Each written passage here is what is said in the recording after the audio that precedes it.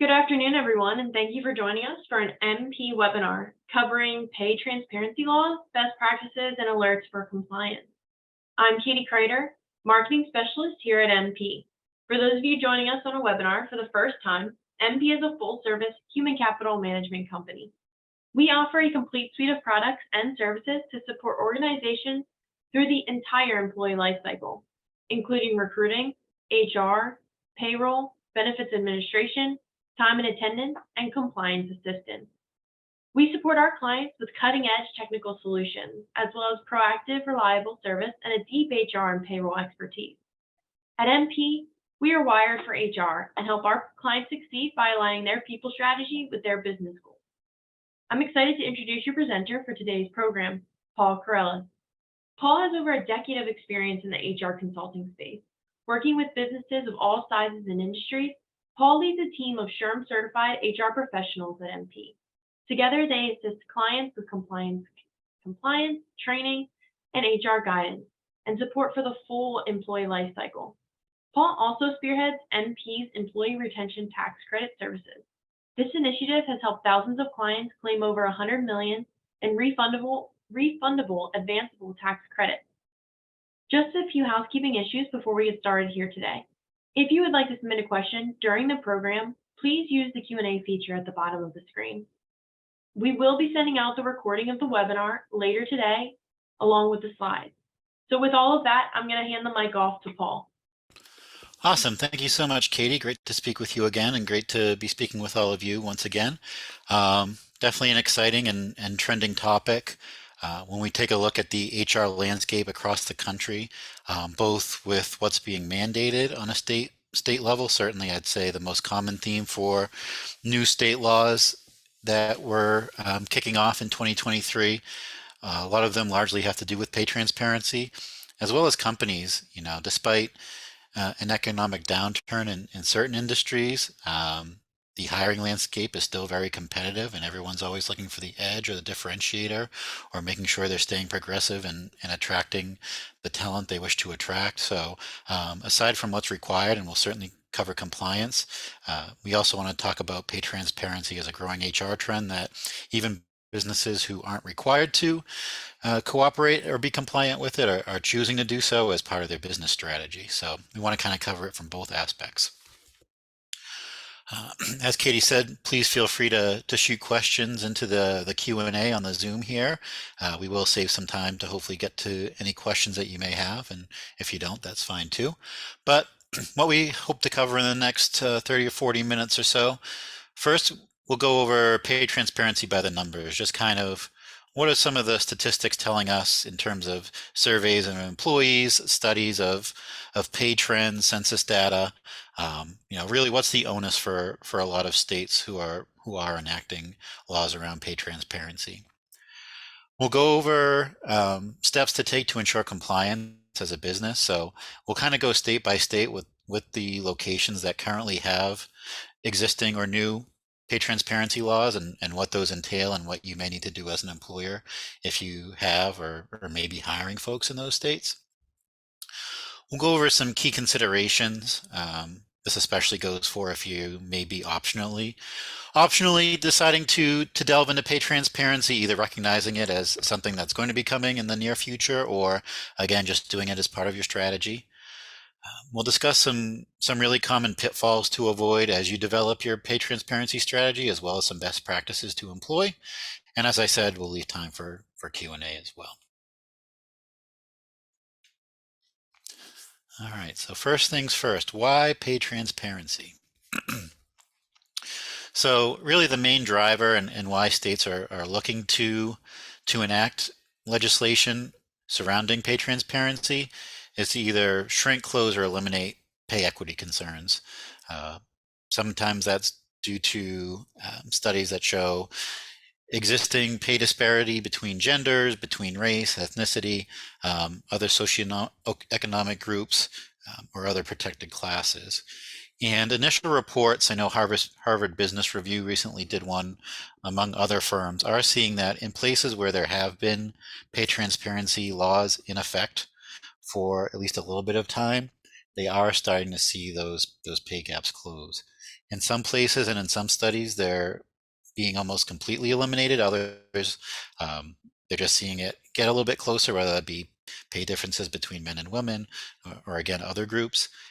Just about every locale that's had a pay transparency rule in effect for a decent amount of time has seen improvement in pay gap between protected classes. So certainly a good thing there.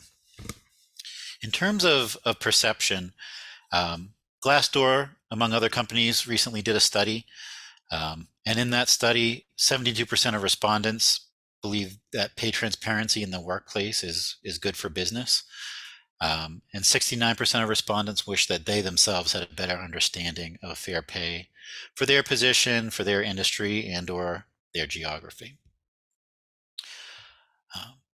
Another thing that is a benefit that employers are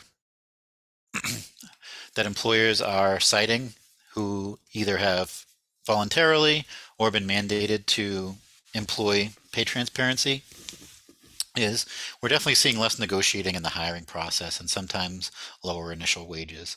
So if you're putting it out there, and we'll talk about what each state's requirements are, but most commonly it's that when you post a job, you have to have the salary range on there, or provided upon request. So when that's happening, you're kind of laying it out there. You're saying, here, this is our role. This is what we're willing to pay for it.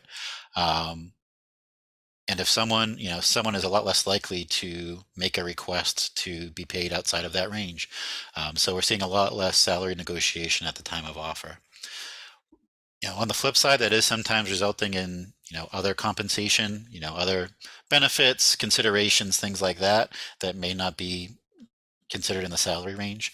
Again, we'll discuss it. Some states have more specific guidelines in terms of what has to be included in the disclosure.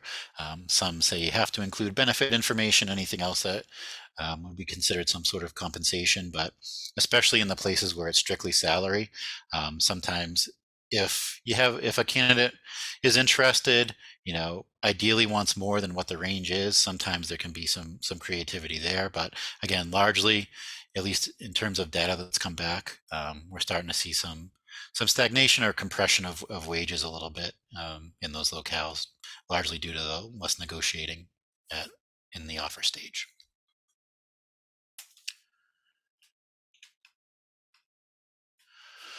A few more data points. Lattice also did a study on this, and in their respondents, 67% of employees felt that companies should be more transparent with their pay and compensation than they are currently. And 30% of potential employment candidates would not attend an interview without knowing what the pay range was ahead of time. So that's an interesting one. I think that number continues to grow. I'd imagine that a few years back that number would have been a lot lower, but we're starting to see that definitely creep up quite a bit.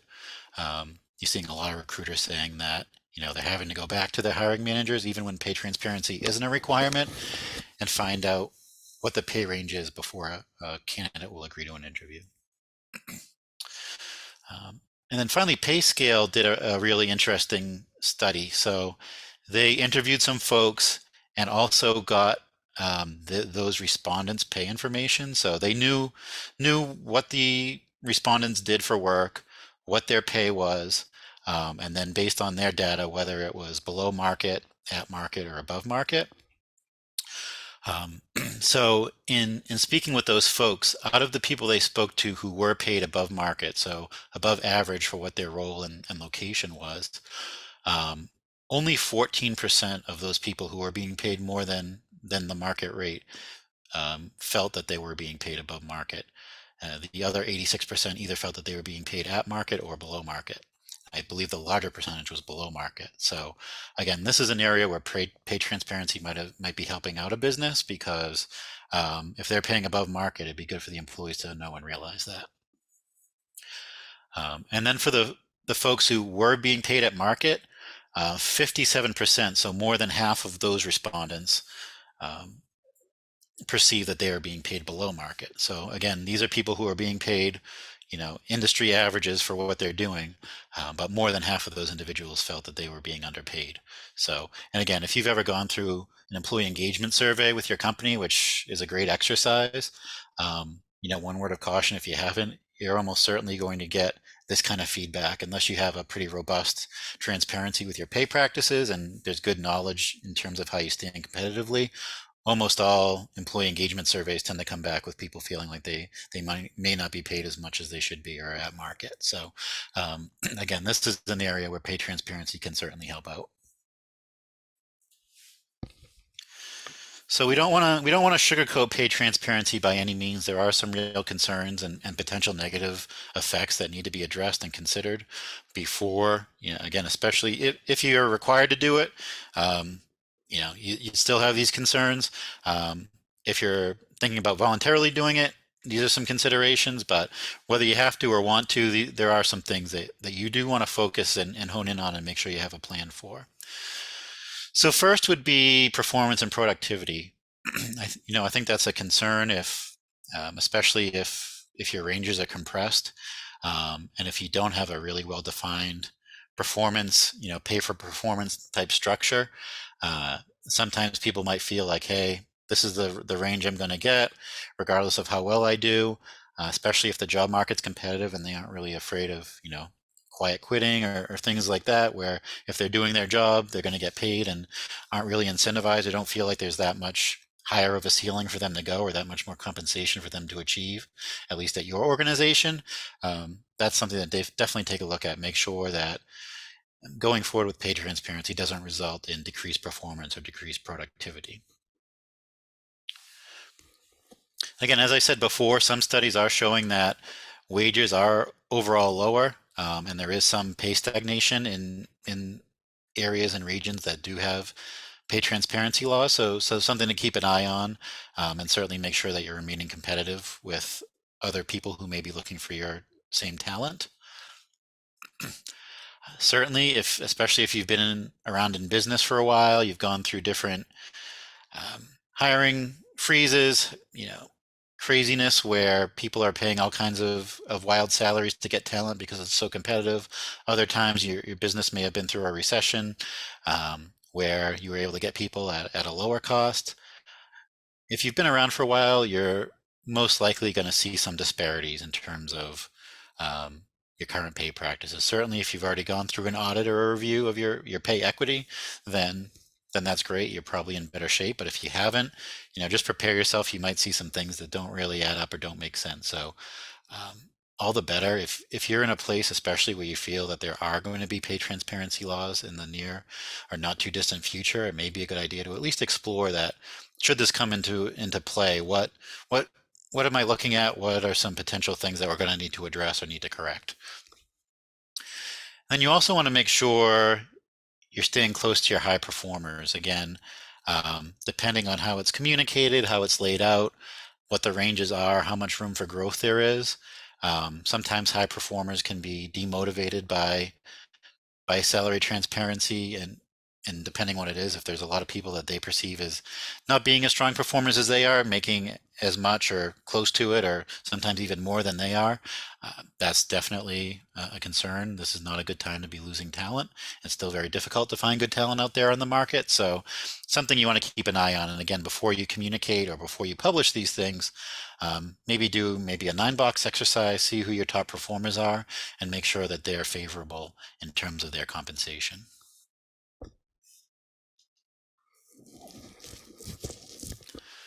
All right, so let's talk about compliance for those of you who need to worry about it. So there are several states who now or will soon have pay transparency requirements. California, Nevada, Colorado, New York, currently in New York City and soon to be in New York State later this year, Connecticut, Rhode Island, Washington, Maryland, and then also some cities. So among them, Ithaca, New York, Jersey City, New Jersey, Cincinnati, Ohio, and Toledo, Ohio. So they have some city level pay transparency requirements there. In most of those cases, it's either required on job postings for positions that may be held in the city, or sometimes upon request by applicants. So if you have questions on the city level stuff, let us know and we can get that to you. Right now, we're going to focus on things at the state level. One important thing to note, and there is a lot of kind of crossover with it, This slide is actually borrowed from Sherry Heller's presentation last week. If you didn't get a chance to see her presentation on overall HR trends, which did include pay transparency and pay equity just at a higher level, definitely encourage you to hop over to our website and download or request the recording of that. It was an excellent session that really covered all of the HR topics that employers should be aware of heading into the new year. But that being said, this chart here shows where there are current pay equity laws. So states that are completely gray, or the lighter gray, I should say, have no state-specific pay equity laws in effect right now. The darker ones have strictly gender-specific pay equity laws. The reddish color has gender-specific pay equity laws as well as other protected classes. It may be race, it may be all other protected classes at the state level.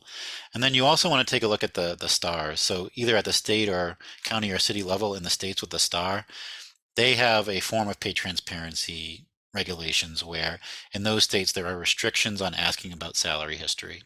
So depending on the state, it might be that you're not allowed to ask for salary history information before the initial interview, or you're not allowed to ask about salary history information until an offer is made, or in many cases in a growing number of states, not allowed to ask about salary history at any point in the hiring process.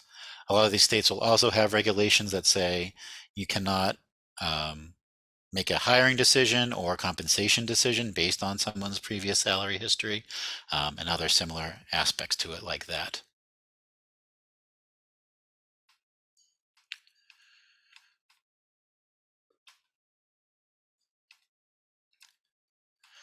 All right, so let's dig into the state-by-state stuff. So first, we'll start with California. That tends to be the most complex when it comes to this, among other HR regulations.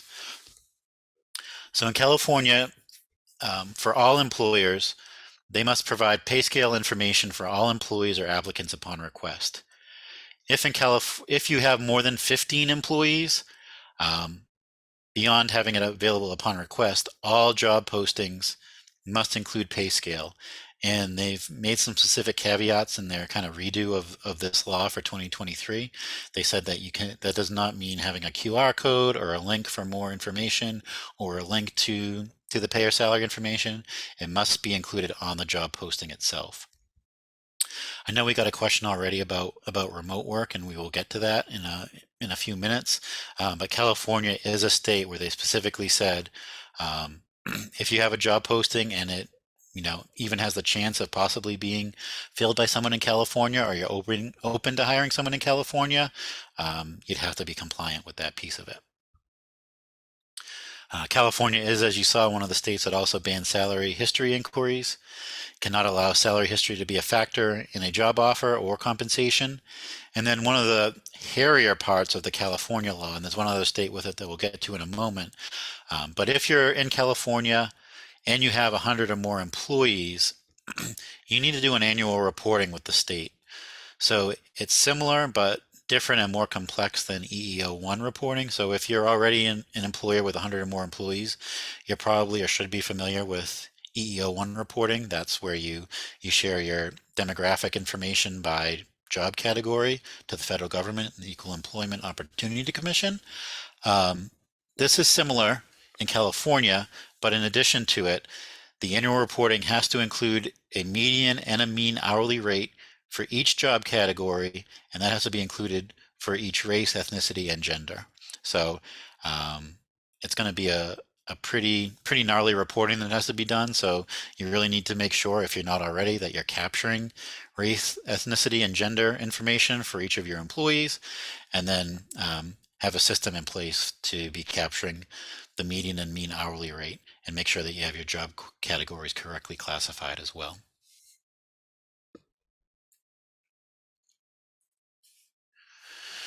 Over New York. So as I said, New York City already has a statute in place. So if you have employees or are hiring in New York City, you need to be compliant with the city regulations. But starting this September 17th of 2023, New York State as a whole is going to be adopting a statewide pay transparency requirement. So for employers with 4 or more employees, They must provide pay scale information on all job postings for any new job, as well as any promotion opportunities or transfer opportunities. Each of those scenarios must include pay scale information. If a job is commission-based, that also needs to be disclosed on the job posting. And in addition, and the details of this are still being ironed out where it doesn't take effect for another 6 or 7 months. But the law says that a job description, if it exists, must also be included with the job posting. They're also putting in a pretty strict anti-retaliation provision, so you want to be careful if you are hiring in New York that you're being mindful and documenting everything properly, all hiring decisions and your recruiting and interviewing process.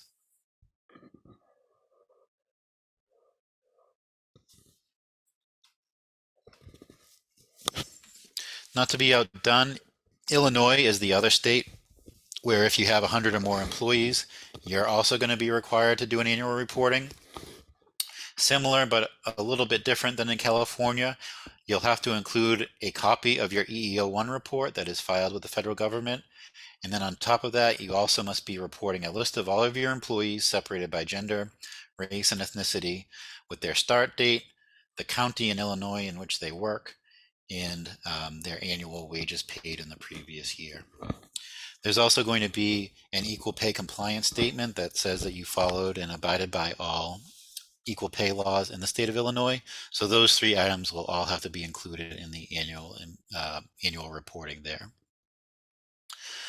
In addition, they also have a ban on requesting, seeking, or requiring pay history at any point in the recruitment or hiring process.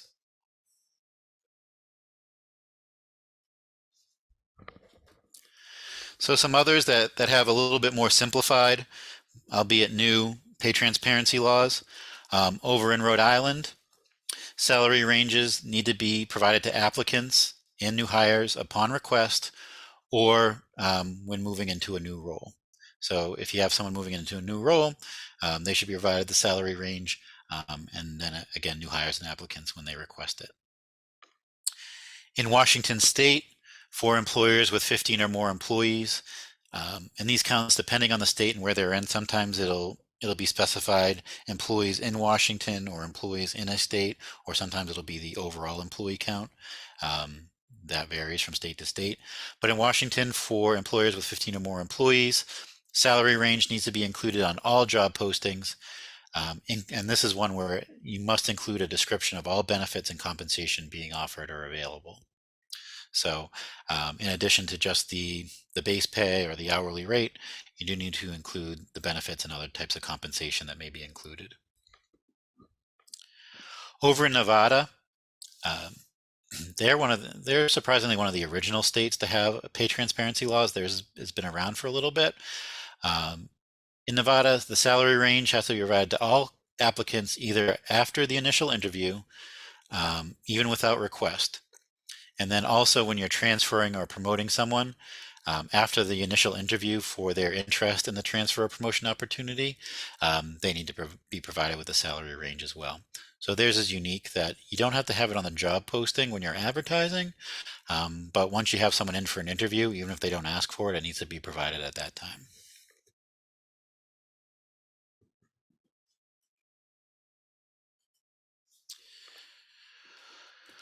Over in Maryland, salary ranges need to be provided to applicants upon request.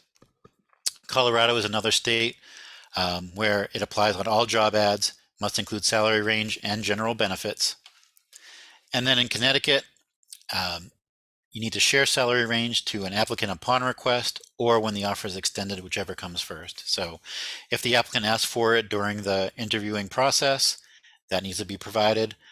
If they don't request it at any point in the interview or recruitment process, when you're extending the offer, you must include the salary range with the offer.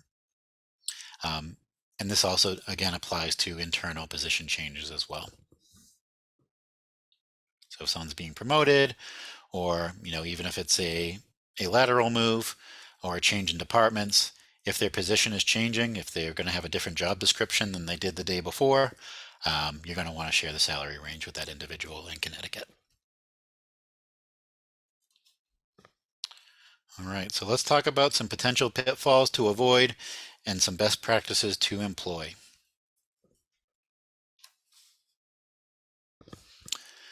All right, so the first of which is remote workers. So I know, again, this is a question that has come up in the Q&A. It's also a question that comes up whenever we have this type of discussion. Before COVID, but certainly as a result of COVID, more and more and more employers are comfortable hiring remote workers. And again, where we've been in, and in some cases continue to be in, a very, very competitive job market, being able to extend your talent pool beyond your headquarters locations geographically is a huge benefit. It's a great way to find more talent than you do in your immediate area.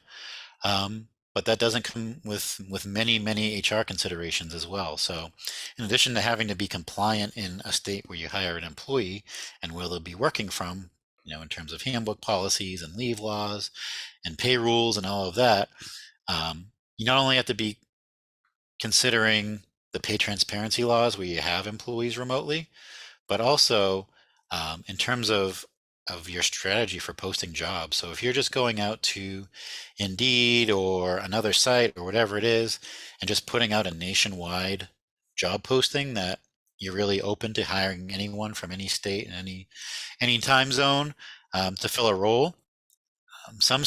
Many of these states, and California and Colorado specifically, have gone out and said it, that if you're open to hiring in their state and the job posting is open to residents of those states, you need to be compliant with their job posting requirements, meaning pay transparency. So salary ranges do need to be included if you're open to hiring in those states. So definitely a word of caution there.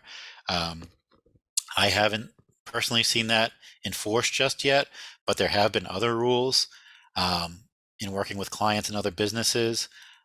In San Francisco, for instance, who has specific requirements for job postings and what can be said or what needs to be said in terms of background checks and criminal history considerations, where I have a business who posted, and that posting included San Francisco, and they got a pretty strict letter in the mail.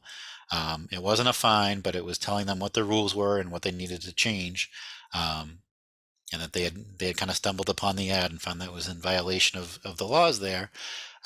The company did make the necessary changes, and they did get a follow-up letter to show that the state, or the city in that case, was checking up on it and did see that it was changed and that they were now compliant. So it is something that these states, I'm sure, will be looking for as these laws roll out. You also want to be careful in terms of interaction with pay equity laws. So if you're making some adjustments, especially in, this generally isn't advisable, but if you find out that someone's way outside of the range and too high, and you're looking to bring them lower somehow, it's very likely that there are pay equity laws that prevent you from doing that.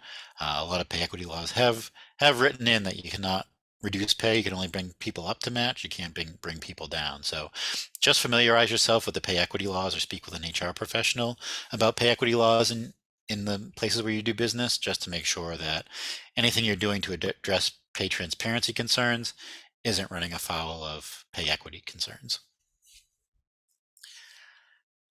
One of the biggest things we hear about, and one of the things keeping companies up at night, or managers up at night, is that managers, supervisors, people at that level that are going to start to hear these complaints, or hear things on the ground, or whatever it may be hearing from employees, are uncomfortable or unable to have safe conversations or comfortable conversations with their staff. So that's definitely something to address, and something we'll talk about in the best practices section.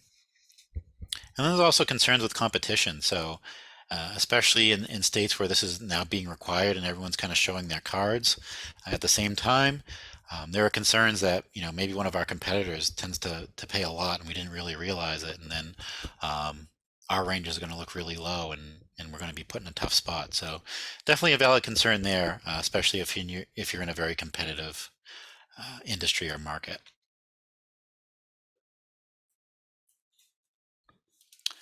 All right, so I've got several best practices to consider or keep in mind. First, communicate.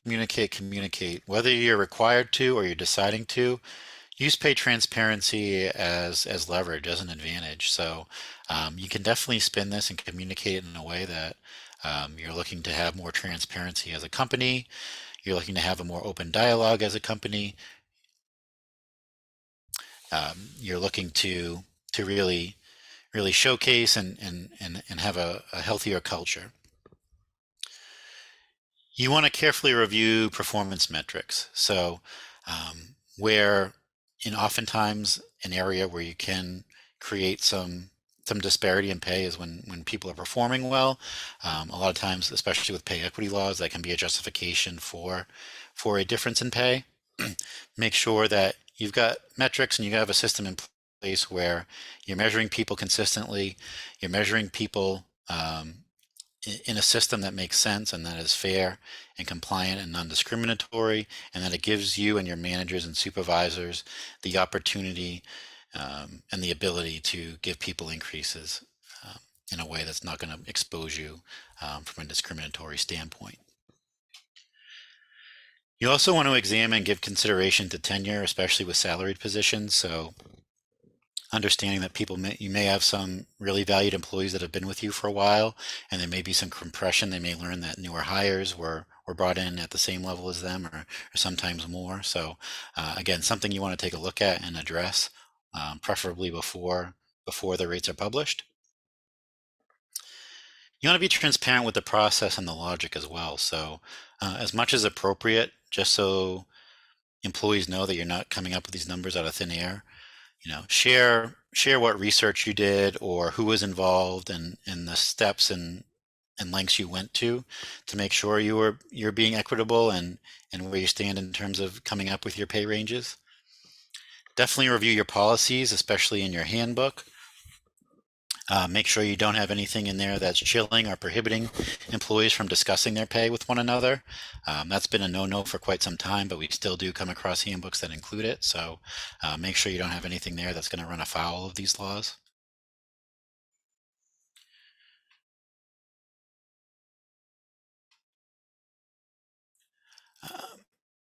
Definitely take the time to train everyone involved in the recruiting, interviewing, and selection process, as well as management.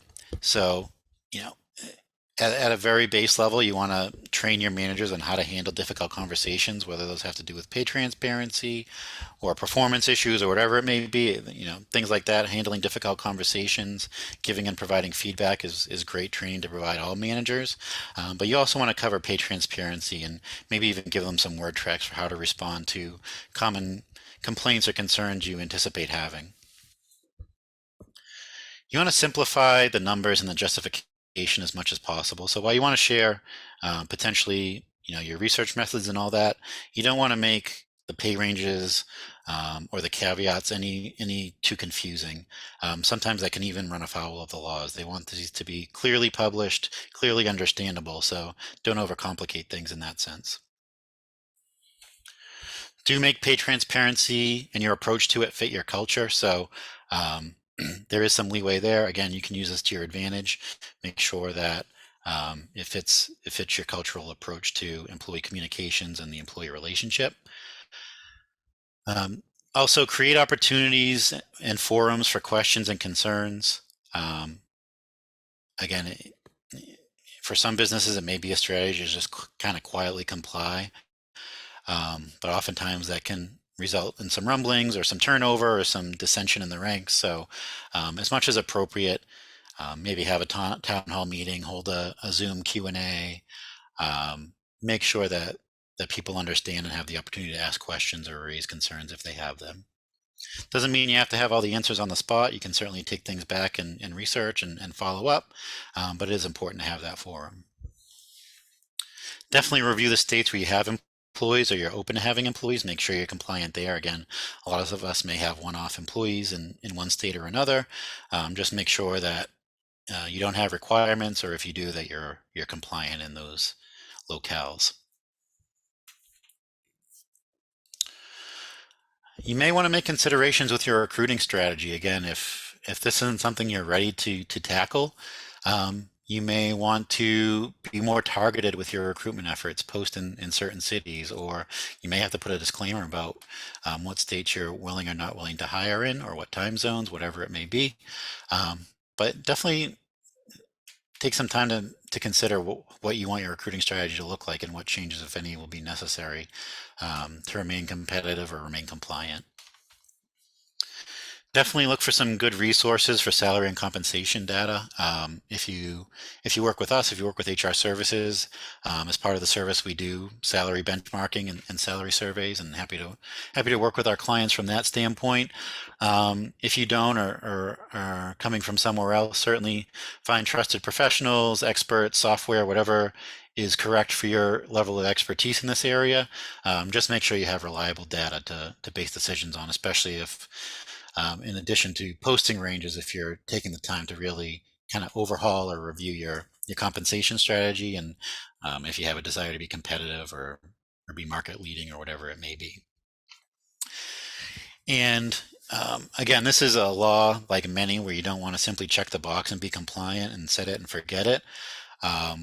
We're in a very dynamic economy where things can change rapidly. So you want to make sure you don't rest on your laurels once you come into compliance if you're required to be. Make sure that you're reviewing your pay policies and your compensation strategy regularly to make sure you're staying on top of it. You don't want to allow yourself to sleep on this and get caught up in a hiring frenzy, or find out that you're losing all your top talent because the pay or the comp for those positions has changed dramatically, and you haven't kept up with it. And then you want to inspect and monitor statistics as you roll out your pay transparency program, again, whether that's mandated or voluntary. So keep an eye on turnover. Has pay transparency resulted in a positive effect on your turnover or a negative effect? Do an employee engagement or employee satisfaction survey. Has the pay transparency improved that or created potential issues? Also take a look at your recruiting function. Is this improving or slowing your time to hire? Are you getting more or fewer applicants for your roles now that you're posting the pay range as part of your postings? And then again, as we said, to address a potential drawback to pay transparency, take a look at productivity. Are you still seeing the same results? If not, is this something where we have to have some conversations or get to the bottom of it? Does it have to do with our pay transparency, or is it something completely unrelated to that?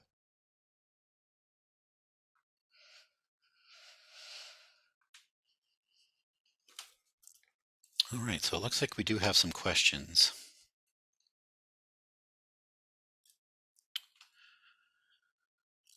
So I think we addressed this somewhat, but certainly in terms of posting requirements, how do these work if you're a 100% remote company?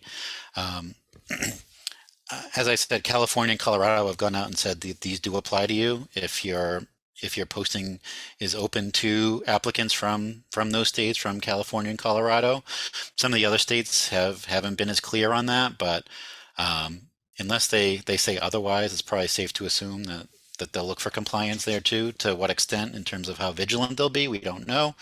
But it is something to definitely be mindful of if you're a remote company where you're hiring and where you're posting. All right, let's see. Is there a free resource to keep up to date in real time? It's tricky just because this is a state by state thing. At a bare minimum, definitely sign up for our webinars, for our our newsletters and our mailing list. We generally will post when a state adds something surrounding pay transparency, when there's a new law or anything like that. And we certainly do presentations like this as things pop up. And we've got our semi-annual legislative update where we'll usually update and let you know which states or regions are adding pay transparency and other HR and employment laws.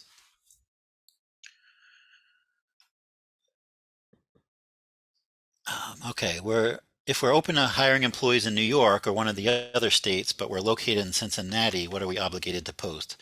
So Cincinnati, and I forget where they fall, but Cincinnati has its own pay transparency laws, I believe, on posting. So if you're in Cincinnati, you'd want to be compliant with whatever Cincinnati has. And if you're open to hiring in New York, if you're hiring people in New York City, you'll want to be compliant now with the with the posting requirements. But if it's just in other parts of the state, then you want to make sure you're compliant there by September 17th.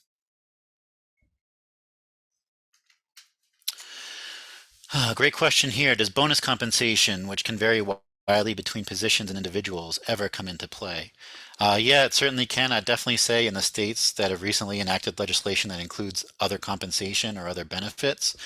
In terms of what's required there, for many of the states, it can strictly be a salary, a disclosure of base pay, and you can certainly say plus potential bonuses. But for states that are requiring a little bit more, you may want to put a bonus range too. If it's like with any labor laws, when it comes to bonus and wage an hour, there's certainly a difference between discretionary bonuses, meaning, at the whim, not guaranteed, based on a decision by decision makers at the company, versus non-discretionary bonuses, which are tied to performance, metrics, results. There's a greater likelihood that non-discretionary bonus information should be included, especially in the states that require more than salary range. But discretionary bonuses you can probably leave off.